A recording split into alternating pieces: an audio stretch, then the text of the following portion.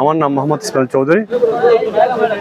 আমি বাংলাদেশ জাতীয় দলের ৬ নম্বর ওয়ার্ডের কেন্দ্রের আহ্বায়ক এবং পরিচালনা কমিটির নির্বাচন পরিচালনা কমিটির আহ্বায়ক দায়িত্ব পালন করতেছি।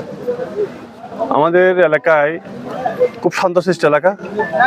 আমাদের প্রাণবন্ত পরিবেশে আমাদের জনগণ এবং সকাল ৮টা থেকে শুরু করে লাইন ধরে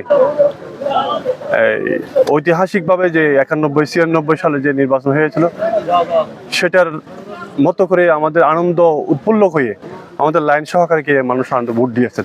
অনেক অনেক বৃদ্ধ লোক ছিল, অনেক জ্যেষ্ঠ লোক ছিল, তারা প্রত্যেকে এসে এবং কষ্ট করে নিজে হেঁটে এসে ভোট দিয়েছেন, তার ভোটটা প্রদান করেছেন এবং আমাকে হাস্যোজ্জ্বল করেছে বা অনেকদিন শান্তি পাচ্ছি।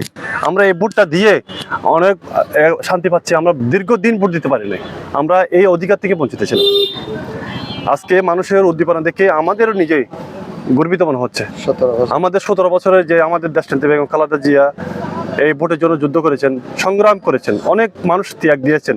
উনি নির্যাতিত হয়ে আজকে আমাদের দেখে চলে গিয়েছেন, আর তার আন্দোলনের ফসলে আমরা এই গণতান্ত্রিক প্রক্রিয়াটা ফিরে পেয়েছি।